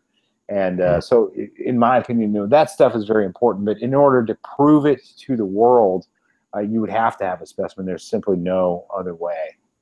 Mm-hmm. I agree. And I think that certain bits of technology that may help yield, you know, like good photographic evidence and more spoor would be so substantial, because even though it's not going to turn the tide, excuse me, worldwide, it's not going to change worldwide opinion, but that is what you need to bring more, you know, funding, more equipment, more scientific interest in more credible kind of, you know, verified folks in the hunt. And that, of course, could be what finally turns it. Certainly. I mean, I definitely think that in any kind of an effort to collect a specimen, you know, establishing that they're there first would help with that, whether that was helping with the manpower, helping with the firepower, helping with whatever the case may be. And believe me, I mean, there is a very concerted effort by a very talented group of people to collect the specimen, and I think that they could definitely do it. You know, I have no doubt that they could make that happen. And these are people that have been working in an area for a very, very long time, well over a decade. And it's the most impressive, concerted, well-organized, well-conducted effort that I think has ever occurred in the history of the subject. So those kind of things are already happening. But, you know, for that to happen in a different place, in a different location, yeah, I mean, I think before anybody really got involved, you know, you'd have to be able to say, hey, here's what we found from this location so far that is compelling enough to at least build a platform upon which to say these things are living in this particular, whether it's a river valley or a basin or whatever the case may be, on a certain mountain, say these things are here. We know this based on this spoor and sign that we've collected, or photos and videos, footage, et cetera, that we've collected. And then the next logical step would be, okay, well, how do we harvest one? And the thing about harvesting one is that you only have to do it once. That's exactly what I've been saying. And, you know, so many people battle with me on this pro-kill, no-kill thing. And like, I come from a point of view where I'm absolutely convinced that they have been shot and probably killed multiple times in our history. I mean, do either of you have any doubt that they've probably already been shot and killed? Yes. Yeah. If they've ever been shot, they've been killed. Yeah. They I mean, have there's no- just, if you they have read no- enough stories. They have no You know? access to medical attention. So if they've been shot, Well, they've been killed. well, there's just enough compelling stories of people say, I shot it and killed it, or, killed it through some other means, and then, for various reasons, didn't pursue it. And they were Whether scared it out was, of their mind. scared out of their mind, or it was gone by the time they came back, or just for whatever reason.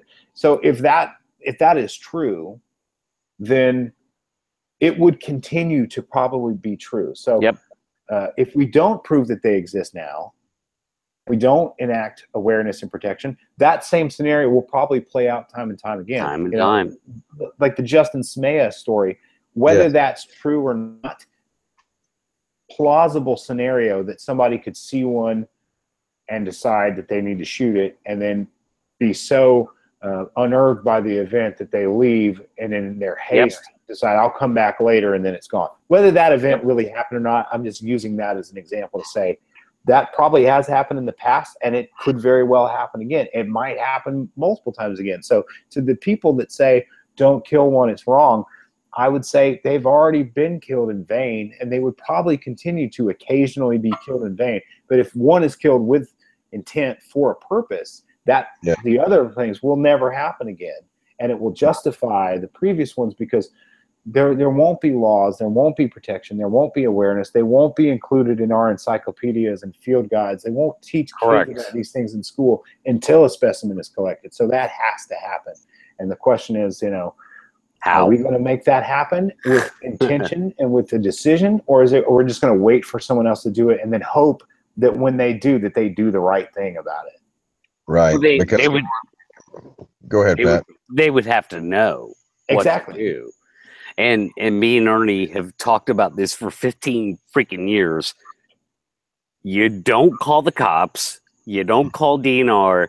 You just drag it to the nearest news media outlet. Period. Especially today with the cell phones and all that, man. It's like there's no way to cover that up. You just drag it there.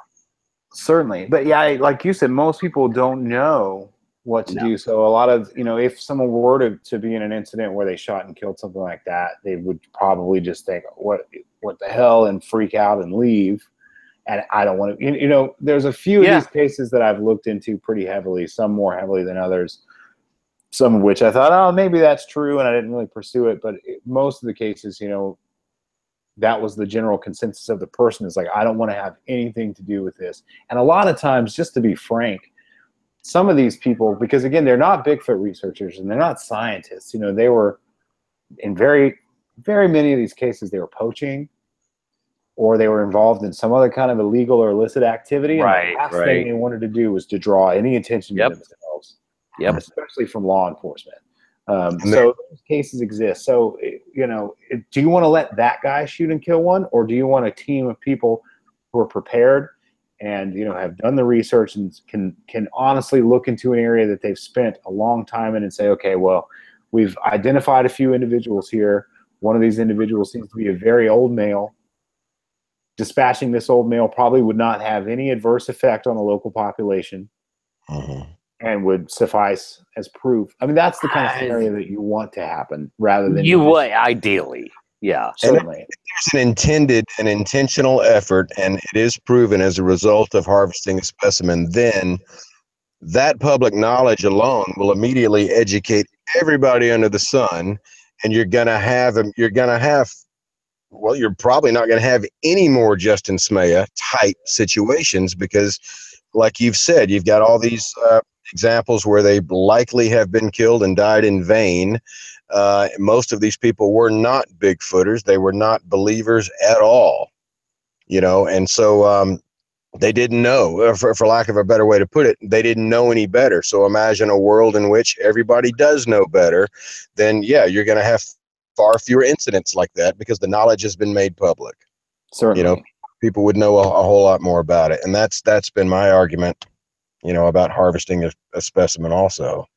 I mean, it truly would be the only way to fully establish that they exist. And then the byproduct of that would be then once you have established that, and obviously from What happens then? well, yeah, you could definitely, you could get a full DNA sequence, and then using that sequence, you could study all these other samples that have been collected over the years to establish their populations in other areas. You wouldn't have to go harvest one in each mountain range to validate that they, if you harvested one in the Appalachians, you wouldn't have to go then harvest one in the Ouachitas and the Ozarks and the Cascades and the Olympics and all these different places. You could then subsequently study various other samples that have been collected, and if they're a match, you'd be able to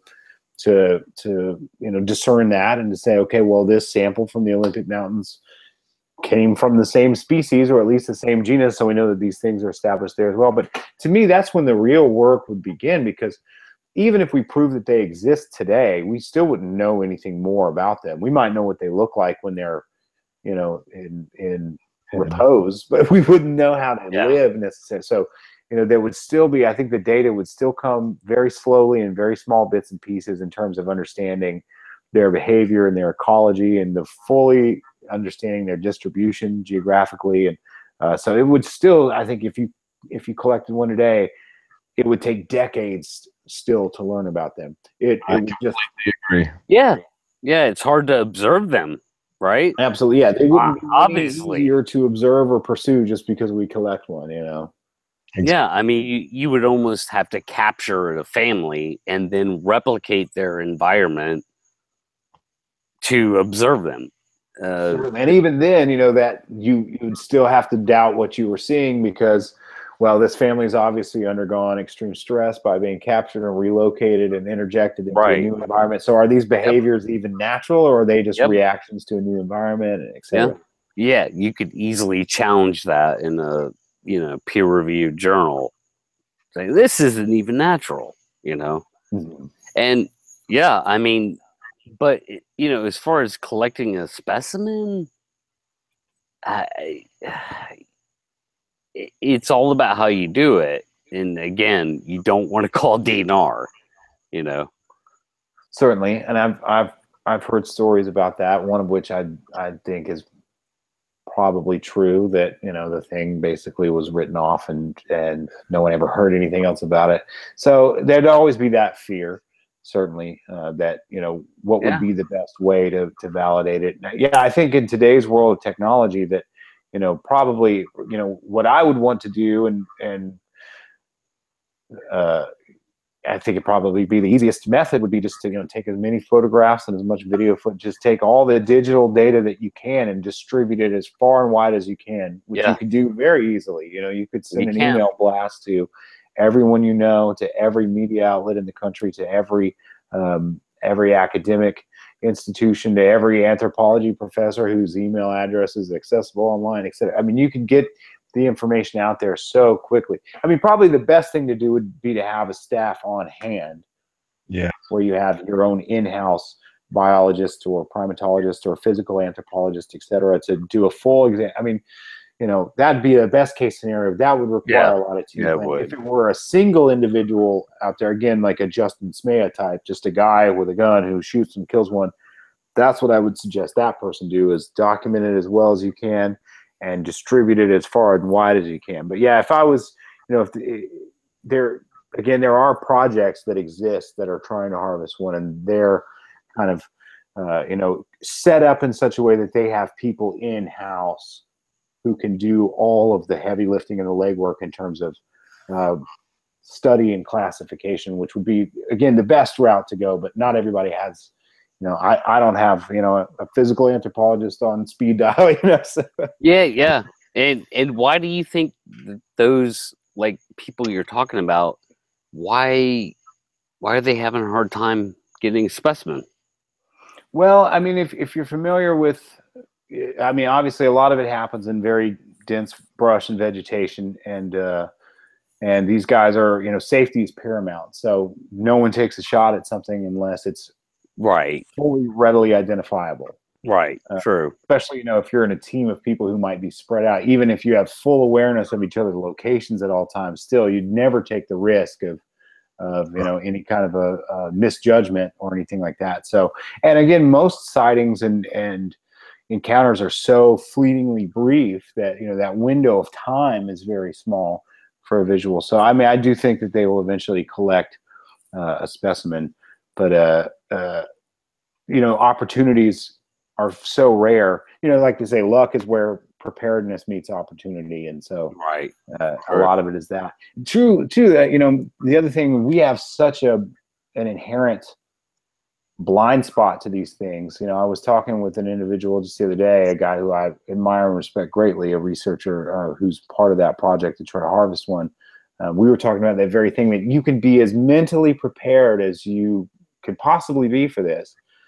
And I know people in those scenarios, and they see one, and their first thought is like, what is that guy doing there? Right. And then it occurs to them, oh, wait, that's not one of my guys. Yeah. Because you're just so hardwired for that even like with any amount of mental, I mean, I've been in those kind of situations myself, not with a sighting, but, you know, where I've heard sounds and I've thought like, man, why is my team member doing that? You know, we specifically said we weren't going to make this sound. And then, you know, you finally get the group and talk, and no one made that sound. You're like, well, you know, there was an opportunity, but my default position is like, well, it must have been one of us.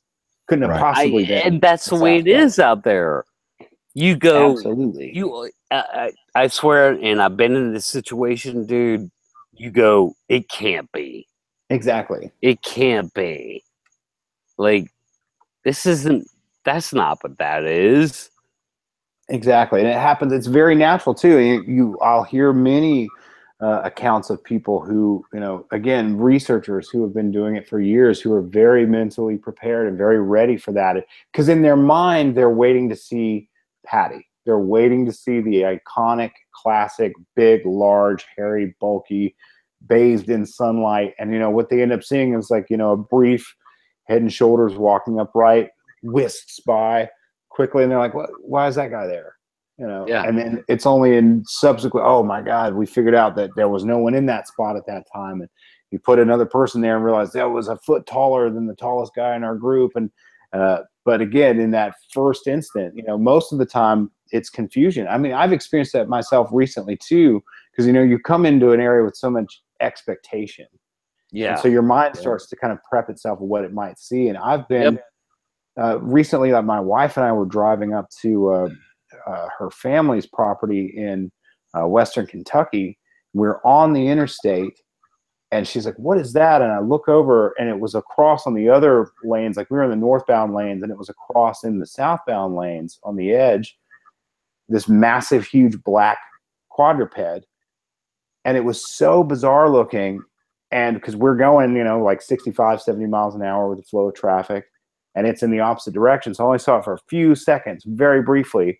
And it was an escaped pig, because we don't have feral. It's not like wild boars. You know, I've seen a million of them in Georgia. Here in Middle Tennessee, there are no wild boars. So it was literally a pig that had gotten loose from a farm and had made it to the interstate. Big, huge black pig. But when I first saw this big, huge, massive black quadruped, my mind was like, what kind of dog is that? What kind of bear is that? And it was at the last second I realized I was seeing a pig. And the whole thing lasted maybe 2 or 3 seconds. And the first 2 seconds I was going, what is that? What is that? What is that? And then okay, now I know what it is. And it kind of made me think, well, that's exactly what these Bigfoot witnesses very often are describing. Because, I mean, sometimes you do have people who see them up close, or who see them in an unobstructed way, like in the headlights of their vehicle, where the thing's on the road, it's not in brush, it's not in vegetation, it's being hit with the headlights, and they can see it from head to toe. But most of the time, you know, it's an obscured view, it's a brief view, it's at a distance. And those people tell you, like the majority of the brief time they saw it, the majority of that time was spent going, what is that? You know? Yeah. Trying to figure out what it is. And I think, so no amount of mental preparedness. So when you're out trying to collect one and shoot one, and you have this kind of rule set that, okay, no one takes a shot unless you positively identify this thing. Of course. Statistically, like, those windows of time of seeing one, first of all, it's extremely rare to even see one at all. And then if you do, you know, identifying it in a quick amount of time to make that kind of decision is rare, even rarer, you know? Yeah. I mean, it is tough, you know? And what I'll say, like, as far as what you're talking about, with not being prepared, when I heard one night, it was just wood knocks, and I was scared out of my mind, just this thing wood knocking could have been a person, doubtful. Like you said, flashlights, they weren't there. It's scary. It's kind of creepy. So to go hunt one is even scarier. Well, yeah, and the absolutely. people who It can definitely be terrifying. Yeah, and people who question, well, if there's folks out there trying to, if there's a team trying to harvest one, how come they haven't been more successful? Well, if there's a team of guys out hunting bear, hunting turkey, bears don't look like people, turkeys don't look like people. But when you're hominid hunting, you really are going to need to have an extra set of discerning criteria for what you're going to pull the trigger at. And yeah, that's going to make things a little more complicated. And certainly you're going to have be a lot more patient, like you said. Particularly when sightings are as rare as they are to begin with. Absolutely. And I mean, if you're not familiar, the group is called the North American Wood Ape Conservancy, NAWAC. We're very familiar. Yeah, I mean, these are the individuals that I'm talking about, and they've got a fantastic write-up of the first several years. I mean, they've been doing research in the area for a long time. A very long time, well over a decade. I think going on almost 2 decades now, because I think they started investigating that particular area in about 2000 or 2002, somewhere thereabouts. Yeah. But then a few years ago, started doing these long-term stays there, where the area was always inhabited by a team for weeks, and then later months on end. Yeah. Where, you're rotating teams in and out. And that's never been done before. Most of the things would be, a group of, like even myself, the longest I've stayed in a given area would be like a week or two. And then, we might come out, even if we only come out for a few days, just to, go to a hotel and recharge batteries, wash clothes, take a shower, and then go back for another week. It's still not uninterrupted. I mean, what these guys are doing is unprecedented. No one's done that kind of thing before. And it's incredibly impressive, and it's so well coordinated. It takes such a massive amount of effort and such a massive amount of commitment from that many people to pull off a thing like that year after year. But even still, that statistically it's very difficult to see one, and even more difficult to be able to make that kind of a decision in that brief window of time. But I have no doubt that they'll do it.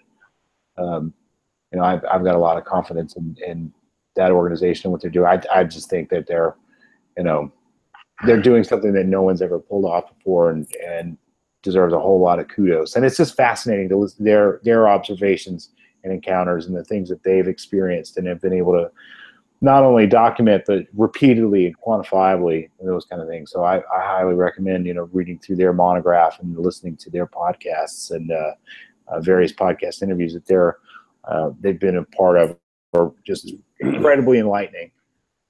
I'm very glad to hear you say that. I mean, to get your opinion on what they're doing, your more insightful opinion on that, that's encouraging to hear. We're very familiar with that group and their mission. That's nice to know, and Godspeed to those guys, man. I hope them or anyone else for that matter, winds up being fruitful in that effort. Absolutely. Well, again, I think it would be much more beneficial to have a group like that who's got an intention and a plan versus, Joe Six-Pack who's out hunting and accidentally shoots and kills one and then freaks out and leaves, which again, I think has probably happened in the past and would continue to happen again unless a group like the NAWAC with an intention and with a plan settles it, and then it ceases any further threat of that happening, or at least greatly reduces any further threat of that happening. Because again, those things wouldn't, if we had all grown up with this in our encyclopedias and watching videos about them in primary and elementary school and learning about them in high school and studying them in college, et cetera, it'd be a very different world. We wouldn't treat it, it probably wouldn't hold the same prestige. Maybe it would, because they're just fascinating animals, and obviously they're very mysterious, but at the same time, the fact that they haven't been documented yet that creates so many more problems. Again, like we talked about, people freaking out, people not knowing what to do or who to talk to, or poachers. Absolutely. Yeah. Which, good luck. If you're a poacher in the Sasquatch world, you don't know what you're dealing with. You're probably going to get killed. Yeah. Well, I got to tell you, Matt, this has been really enlightening, and we can't thank you enough for spending this time and being this comprehensive with sharing all that you've experienced and all that you've learned. We really hope that this podcast can shed more factual and scientific knowledge, to folks that have an interest in this, as opposed to thinking of it as some sort of fairy tale or blindly going out in the woods and not really having done any studying on what they might be looking for before they go. And this has really been fascinating, man.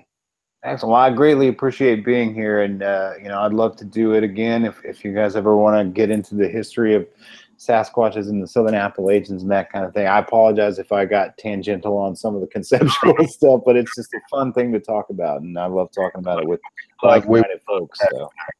We'd love to have you back, man. Absolutely. Oh, yeah, absolutely. I mean, we are Southern Appalachian people, so there you go. Absolutely. I mean, well, we understand, your research is not limited to just this region. So, in the future, we would love to hear anything and everything, any tangent you got, man. We'd love to hear you go off on it. Excellent. Well, I'd love to anytime. It's always a pleasure. And I'm so glad I got to meet you guys there in Blue Ridge. And this has been a lot of fun. And we're definitely going to hit the field together sometime soon. Absolutely. Yeah. And we will document that and, report and post it as necessary if anything happens. Excellent. Yeah, so we'll wrap it up. We'll probably hold you over, Matt. Just a couple of questions for you off air, if you don't mind. Excellent. That's fine. But we'll go ahead and wrap it up here. Ernie? Thanks a lot for listening, folks. We are the Prime Ape Objective, and this has been Squatch Talk episode 12. And we hope that folks will keep listening. All right, guys. Squatch Talk episode 12. We're out.